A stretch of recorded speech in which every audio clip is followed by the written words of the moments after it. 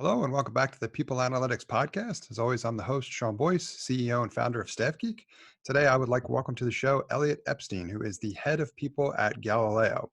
He is dedicated his career to building and scaling people functions in mission-driven organizations. He has worked in people, culture, and organizational development across roles and different sectors. He lives in Manhattan with his husband, daughter, and rescue dog. Hello, Elliot. How are you? And thanks for being on the show. Doing well, Sean. Thanks for having me.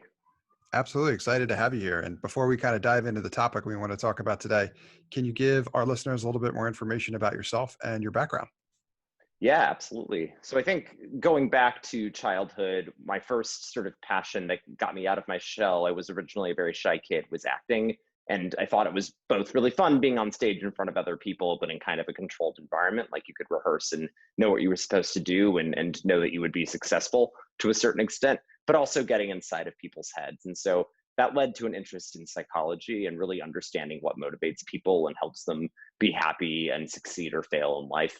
And I think as I went through college, I became less interested in sort of traditional one-on-one practice of psychology and instead in this one-to-many kind of ratio. And so after school, I decided to join the Teach for America program, where it was just totally thrown off my game in the most wonderful way. You know, I'd until that point certainly grown up in a more kind of diverse and integrated part of the country than I think many people necessarily do, but had still lived life in a ivory tower for the large part. And I think this really just taught me so much about what it means to truly be present and engage with people and be humble and sincere. And I was in a number of really tough schools and situations, but loved my students and ultimately learned so much more from them, I think, than I was ever able to teach them. But a lot of that really kind of resulted in this passion in me, both for connecting with people, leading them towards measurable and meaningful goals, but also really being a resource and advocate for them. And so I abandoned plans to apply to law school after that experience and instead, somewhat on a whim, joined Teach for America's national recruitment team, which was kind of a spur of the moment career decision, but really set me on a path to become more interested in human capital and people type of functions over the next decade that followed. And so started there, eventually got interested in not just how to draw people's interest and attention into a role and get them really excited about it, but what ultimately makes people succeed or fail when they're in an organization, and how you can set up structures for a person's entire kind of employee life cycle or journey within a given company to help engender their success and by extension the company's success. So started getting really passionate about learning and development, about building a feedback-driven culture, which is, I know, what we're going to talk through today,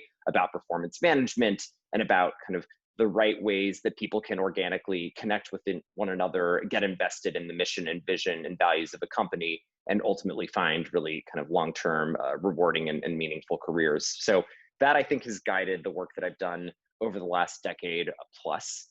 It's been really rewarding. And I think for me, the interest in a progressive approach to people and culture combined with the kind of clear draw towards mission-driven work and particular thinking about levers for change in society and what can really sort of be a differentiating factor that helps someone achieve kind of their full potential and have all of the sort of things at their disposal that everyone should have, but not everyone does. And so education was my focus for a really long time, and still is in sort of outside of work endeavors, because I think education can be the great equalizer. But when I met the leadership team at Galileo a couple of years ago and learned what they were doing in healthcare, of really trying to leverage technology and human-centered design and new approaches to community-based care in service of bringing high quality and affordable healthcare to everyone who needs and deserves it and so often doesn't have it, that really struck a chord with me. And so,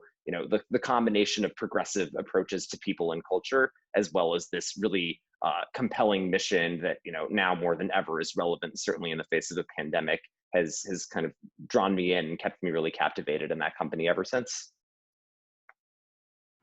What always impresses me is the diversity in the background of people leaders. I feel like it's such a important characteristic for the role. So thank you for providing the information about your background. Super helpful to Sure. know. And excited to learn more about Galileo and the things that you've done there. I'll introduce our topic first, which we want to talk about today, and that's having a feedback-driven culture. So before we kind of dive into that more specifically, I'd love to hear from you. what, in your opinion, what that means, what it means, like what having a feedback driven culture means, and a little bit more information about perhaps how you've crafted that at Galileo. Absolutely. So I think what it means to have a feedback driven culture is intentionally and deliberately cultivating an environment where people feel empowered to speak up, share their experiences, and in particular, share with others what the nature of their experience is with that other person and how their actions or perceived intentions are either positively affecting or hindering their ability to be successful. So I know that was a little convoluted. I'll basically scale it down. I think often you see cultures that aren't feedback driven, in which people are worried about being honest or forthcoming about the nature of their experience because there can be some sort of consequence. You know, what if this person doesn't want to work with me anymore? What if it negatively hampers my prospects of getting to do projects or take on assignments that I've really wanted? What if my boss doesn't like me after, I tell her that I had an issue with the way I was spoken to this one time, or, the way that my work was evaluated, and that sours our relationship. I think all of those things can very much stand in the way, but a truly feedback driven culture is one where people check their ego at the door, say, I am here to learn. The collective power of our capability and our minds harnessing this energy for the common good is far greater than they are as individuals, and we are going to work really hard to realize that. And so people intentionally seeking out feedback and proactively asking how they can be better, people proactively offering it and knowing how to offer it, which is a skill in and of itself that I'm happy to talk more about, and being in an environment that really celebrates and embraces that versus one that makes it sort of stigmatized, or the kind of thing that people shy away from because they're afraid of what the consequences might be. I feel like you've described this a few times before. Yes, it's something that I talk about not infrequently and I'm very passionate about, for sure. I can tell it really resonates, and I think that was an excellent description of it. So thank you for that. If you could, Sure. thinking from the perspective of someone who wants to get there, right? You're an expert in this. You can tell you've done it many times over and you've done it successfully. What are some of the, how do other leaders put themselves in a position to be able to successfully achieve something like that if their culture isn't quite there yet? Like what are some of the first steps to think about towards achieving that, like successfully operating, feedback driven culture? Yeah, Sean, it's a great question, and I'm glad you asked. And look, this isn't splitting the atom, right? I mean, I don't think anything I'm about to say will be so earth-shattering for those of you who are listening, but being open to talking about it openly, honestly, and with a great degree of sort of humility and collective, we're all in this together so that we can all be better and do better and ultimately help our customers, clients, whomever be more successful. That is the underlying mindset that has to be present, regardless of the type of company you're at, the stage and size of development. Like everyone really has to be invested in that, and it can't just be lip service. It has to be sincere. So I think that's the first thing, is like this mindset of it's necessary, not only for us to be productive and fulfilled, but for us to actually do well as a business. There's numerous research by Gallup and others that shows that companies that are feedback driven have much better financial returns, have much more engaged team members who are likely to stick around for longer and contribute at a higher level, have a higher degree of productivity. Like there's all sorts of rewards for that. So I think really setting the stage and enabling that to happen has to be modeled at every level of an organization. And then I think it's talking about it. So you can't just talk about it when a situation comes up that no one's dealt with before. Sometimes I think people kind of kick the can on building a feedback driven culture until it's too late and there's actually a situation in which it's necessary to give feedback and people don't have a roadmap as to how they'll do it. So instead of that, you have to say, let's set some intentionality here and talk about how we're going to work together and deal with different types of situations that may come up. And right now things may all be rosy and we're on the same page, but inevitably when you have a room full of people who are passionate about their work and have strong convictions and who like to bring new and different points of view to the table, you will have disagreement and there will sometimes be a little bit of friction. And now that in and of itself can be a good thing and a force for good, but we have to talk about how we're going to deal with that in an open and honest way. And if we don't have a shared set of norms and beliefs around that, then we're never going to be able to address it. And that's going to ultimately become a very corrosive kind of environment to be part of, and people will no longer feel speaking up in the way that they once might. And what ultimately happens is that a lot of good ideas or differing points of view get left on the cutting room floor, and they never even saw the light of day. So I think everyone at all levels of the organization saying it's not about, who is the originator of an idea. It's about judging ideas based on their merits. It's about being able to speak up and have productive debate and discourse. And it's about being able to learn that giving feedback productively is an art, that everyone prefers it to be done in a different way, that we have to sort of learn and respect one another's preferences and differences and talk about that before it's relevant. And then, I think once you have that level of commitment, it's still difficult to act because the theoretical is always easy to discuss than the actual situation in front of you.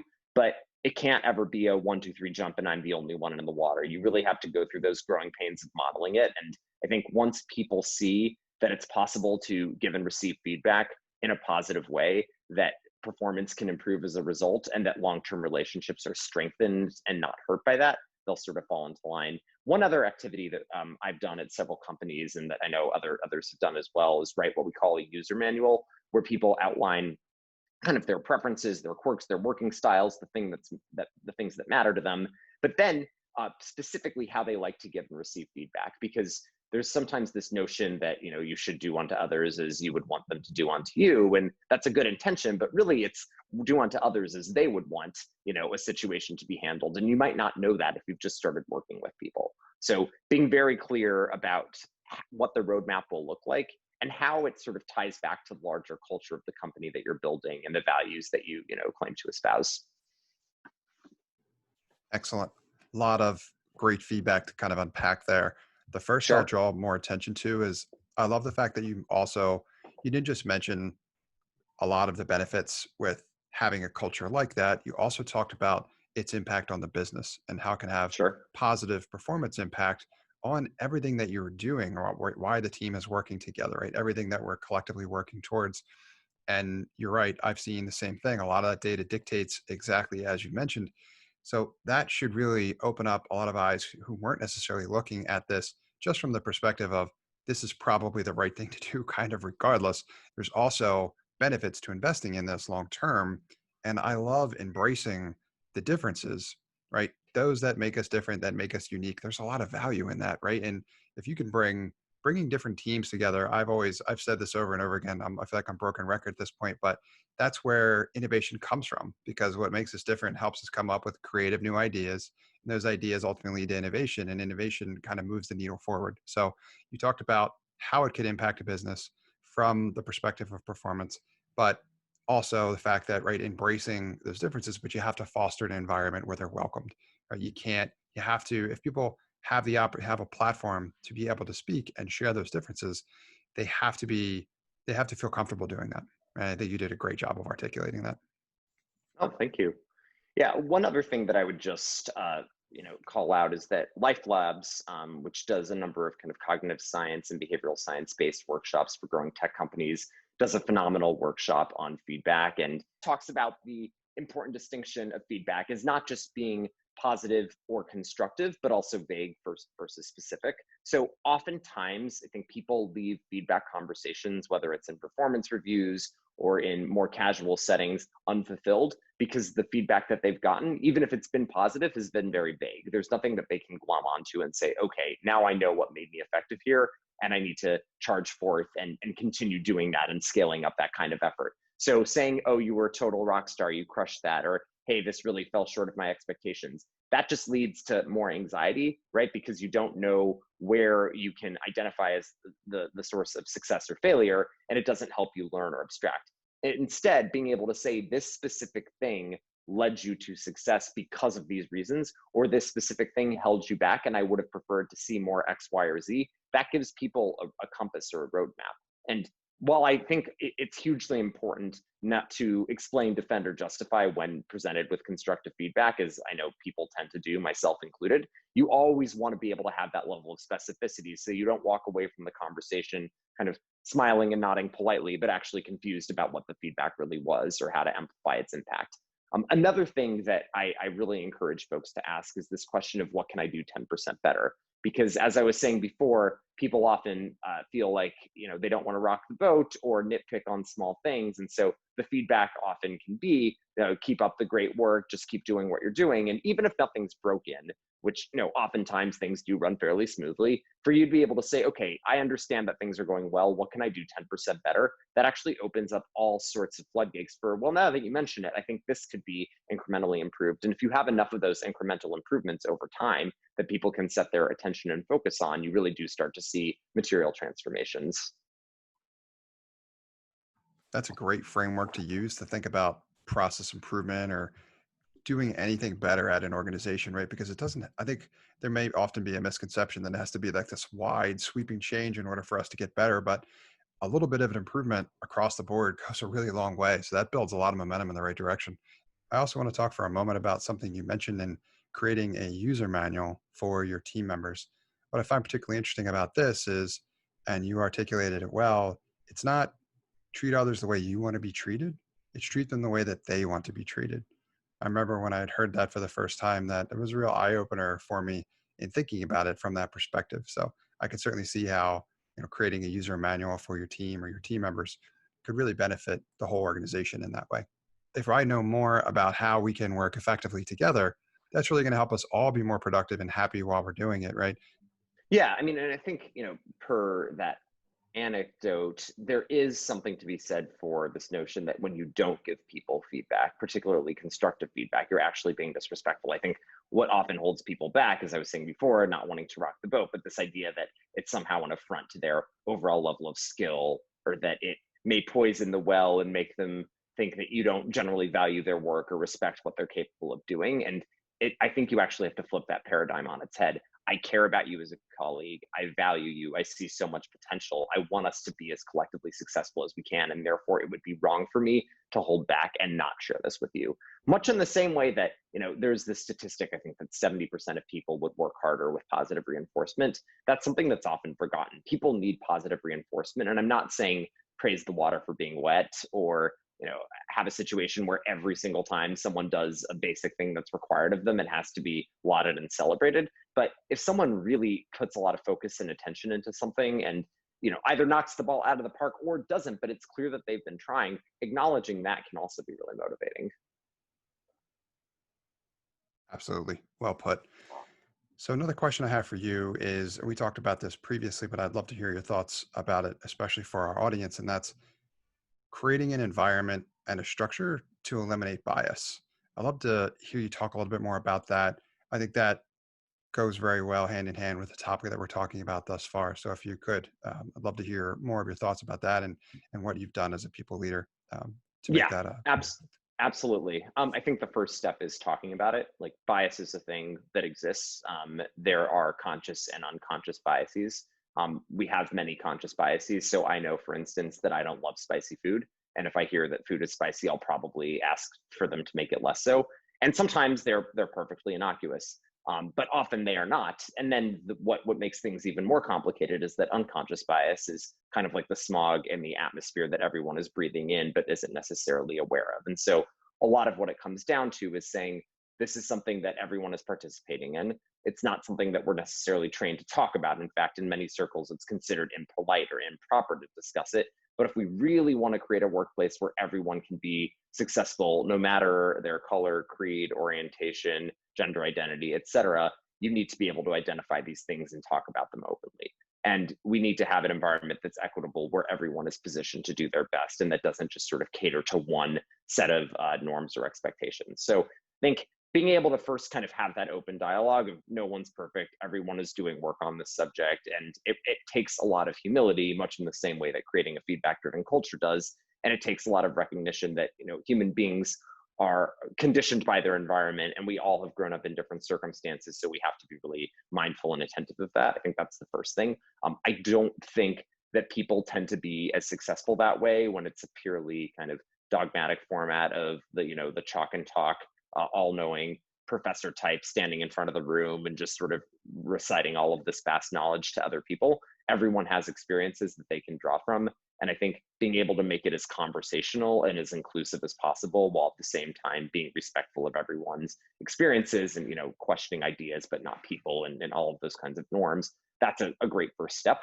And then I think once you've established that, it's good to sometimes do supplementary reading or listen to podcasts on the subject. There's at this point no excuse not to, because there's so much information available. And especially in the wake of all this sort of racial unrest and deep-seated inequity in our country and in our history that is now at the forefront of discussion, these resources are more available than ever before. So simply saying, oh, thanks, I'm set, I don't actively participating in this, I'm not participating in this, therefore I don't need to look critically at my own life and the way that I interact with people in a workplace or in society broadly. Like, I don't view that as an acceptable answer. And I think there's increasingly consensus on that front. So there's all sorts of ways that you can kind of nurture that. People have started book clubs. We did one with Ibram Kendi's book, How to Be an Anti-Racist. And then, it's since gone on to look at other texts. It can be more informal. There can be spaces like lunch and learns where people unpack some of these issues in greater detail and talk about how it pertains to your particular sector or industry, which, I think regardless of what your company does, there's some way that these issues touch that subject. And then I think what you really need to do is, once you understand the issues, talk about the practical ways in which they can play out in an environment. So what does bias often lead to in the workplace? It leads to unfair practices with respect to hiring, with respect to promotions, and with respect to different kinds of opportunities.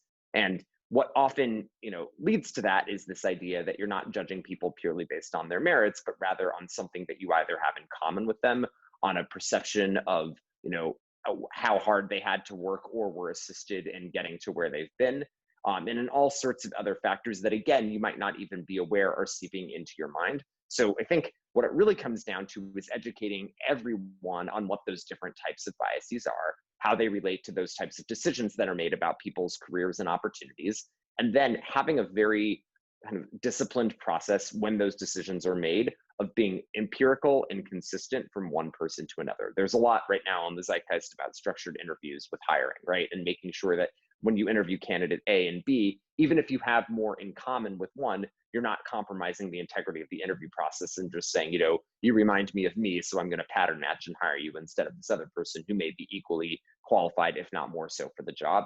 And I think that has to also be kind of the disciplined and rigorous approach that you take to those decisions about what happened to people. And part of what happens when you have a feedback-driven culture is that you're then able to question people and these sorts of decisions and have a healthy dialogue and debate without folks taking it personally, and while recognizing that everyone is on the same page and really just wants to create an equitable environment where everyone is positioned to do well. And so you don't have to worry about people misinterpreting your intentions or projecting some kind of underlying motive on you that may be in those conversations when you don't have that foundation of trust. Absolutely.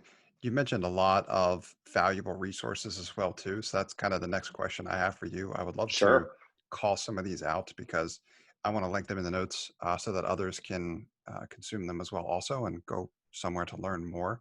So if you would, any resources that you would share with myself, with the audience explicitly, please let me know so we can talk a little bit about those. Yeah, absolutely. Sean, I want to do that question proper diligence, so I might follow up with you afterwards, and then maybe you can include them in the notes from the section. But I know that there are a lot of podcasts and books. I just don't want to kind of forget anything that may be super material to this discussion. And then I think a lot of it also has to do with ways that you can facilitate internal dialogue. And I know that there are increasingly a lot of facilitators who come in for this purpose explicitly of talking about issues of inclusion and eliminating bias and creating a more just and equitable environment. And I am by no means an expert on the subject. I've done some of it over the years, but I am a big believer in really investing in that and sort of having the skin in the game of everyone participating, everyone setting aside time, everyone sort of leaving their egos in the door and participating well. Excellent. Thank you, Elliot. Will do. And I will, any resources you share with me, I'll include in the notes. And there was Great. at least two that you mentioned throughout this episode as well, too, that I'll probably call more attention to. So if there's anything else you'd like to mention about them, please feel free. And that was, you mentioned Life Labs workshop, and you also mentioned a book about how to be an anti-racist. So perhaps those two we can include as well. Sure. Yeah, absolutely. Life Labs is a company that I think is based in New York City, though they have a strong national presence. And you should definitely link their website. They do all sorts of workshops. How to be an anti-racist is, I think, right now on the bestseller list. It's by a gentleman named Ibram Kendi, who is now a professor at BU and leading a center there on the study of anti-racism. And it's really about his own life and about some of the steps that he has taken, both productive and otherwise, in his own sort of journey towards anti-racism, and incredibly eye-opening and informative. I don't know a single person who's read it who hasn't found it to just be really compelling and useful in this work. Awesome. Thank you, Elliot.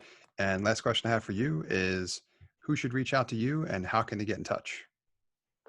Yeah, I guess anyone who geeks out on these kinds of issues of feedback-driven cultures, hiring responsibly, running human capital organizations in progressive ways. Best way to get in touch with me is through my LinkedIn profile. So feel free to just send me an invitation or a message, and always happy to kind of brainstorm, share resources and ideas and that kind of thing.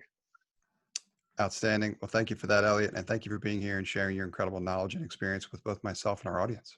I hope it's been useful hearing this conversation. Again, I think no one has ever really finished on this journey. It's always a work in progress. And as companies grow and scale, I think they can't ever take their foot off the gas or be less attentive to it. But when you start to see things click and you observe the benefits of creating and fostering a culture that is feedback driven, it clearly makes all the work worthwhile. Awesome. Couldn't have said it better myself. Great. Thank you so much, Sean. Thanks for listening to this episode of the People Analytics Podcast powered by Staff Geek. If you or anyone you know is a leader in human resources or talent acquisition and would be interested in being a guest on our show, please reach out to me at Sean@staffgeek.com. That's Sean, SEAN, at staffgeek, STAFFGEEK.com. We would love to share your valuable knowledge with our audience. At this point, we'd like to take a moment to thank the sponsor of our show, Staff Geek. Staff Geek helps companies hire smarter by increasing retention and combating turnover, all while reducing time to hire. They do this by creating a customized behavioral assessment around your company's unique culture. Armed with your Fit Tech assessment, you're able to evaluate which candidates are the right fit for your company's culture. Start hiring smarter today with Staff Geek. If you'd like to learn more, reach out to Staff Geek at hello@staffgeek.com or visit them on the web at staffgeek.com.